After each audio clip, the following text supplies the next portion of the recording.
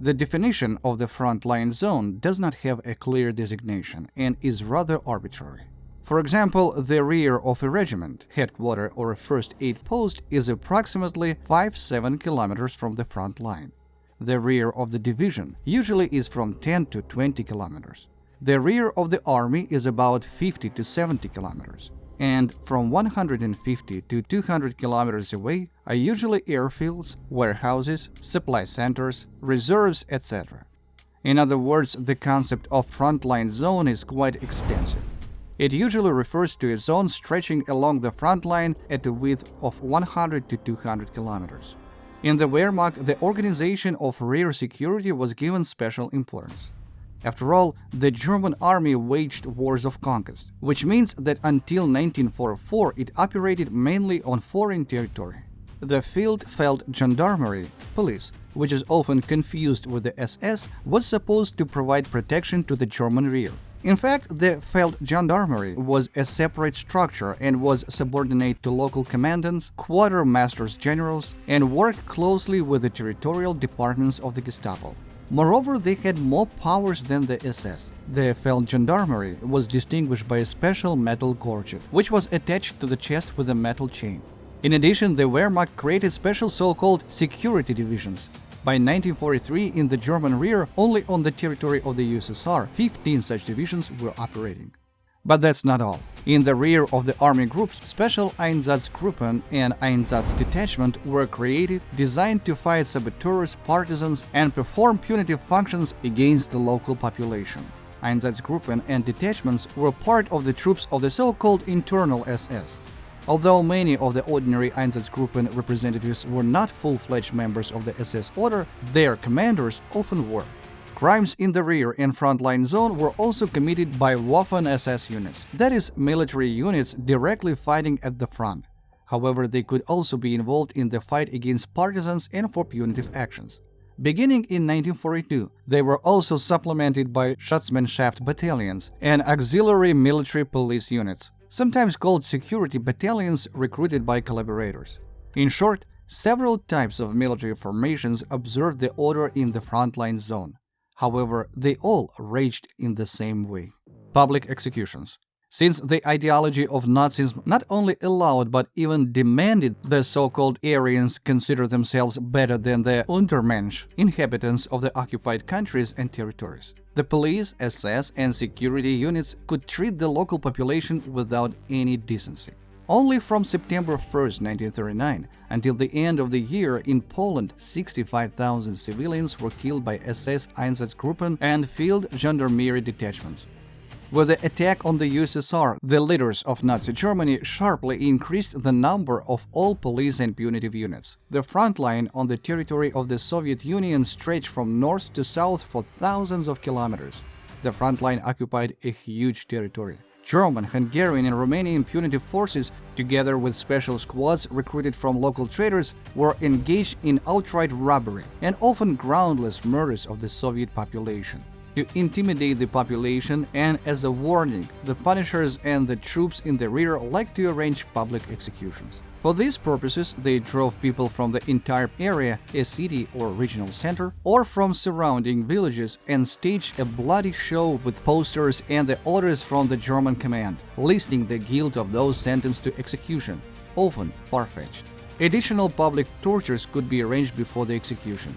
From the story of a tanker whose family remained in the occupied territory. While engaged in robbery under the guise of a search, the Germans discovered a photograph of an officer, apparently taken before the war. The Nazi grabbed the tanksman's younger sister and began to torture her. Where is the officer? How could a 10-year-old girl know where her older brother is now fighting? Neither knew her mother. The Germans tortured the child with a hot iron. Then, in front of a mother who was going crazy, they tied her legs to the ends of two bent trees and abruptly released her. On January 22, 1943, Soviet troops liberated the village of Alexeyevka, Gorodishnsky district of Stalingrad region. There was a frontline camp for prisoners of war. The soldiers found a terrifying scene there.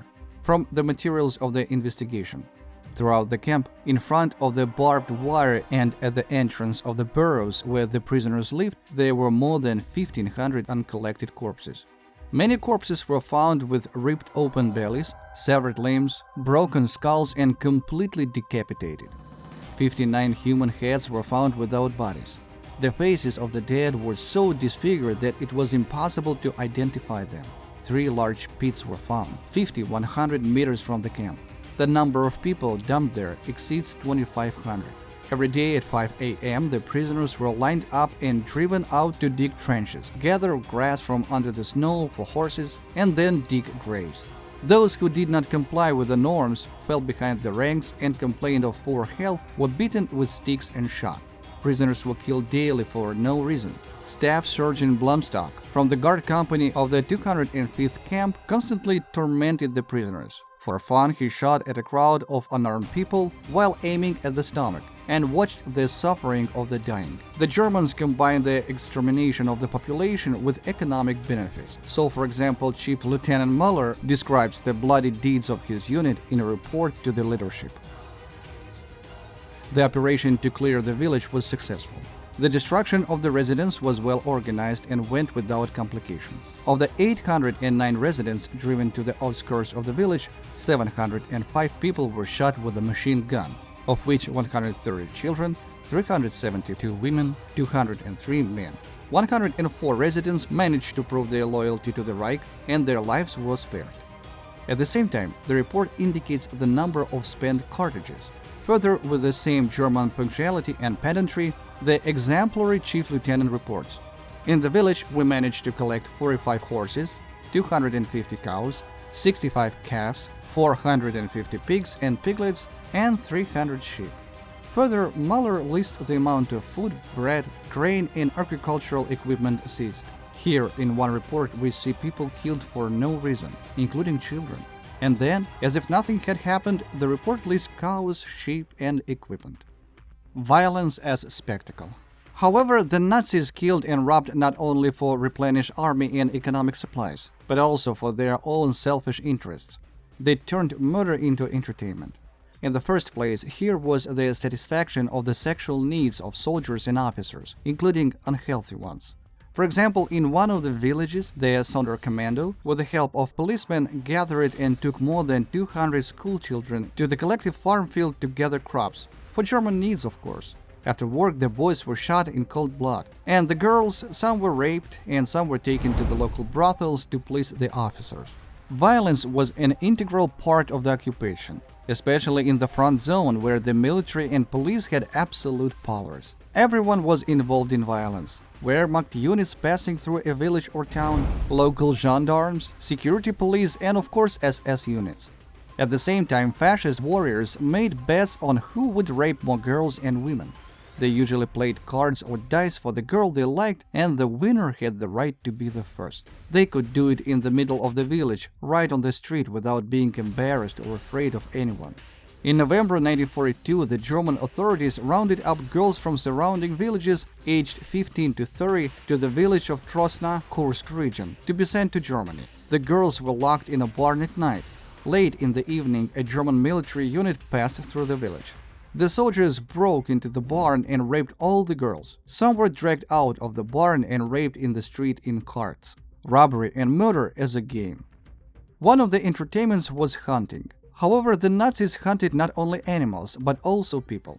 For example, they allowed a local resident accused of something to move some distance away, and then they gave chase on motorcycles or a car. They drove the victim to the point of exhaustion, or they forced residents to run races.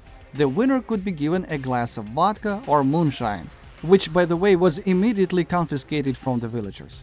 Between the soldiers and the rear occupation units, bets were made on the number of women raped, who would have more of them. Bets were also made on the speed of plundering residents' farms or on who would carry out the most valuables in a certain time. Women were as consumable for the German occupiers as prisoners of war.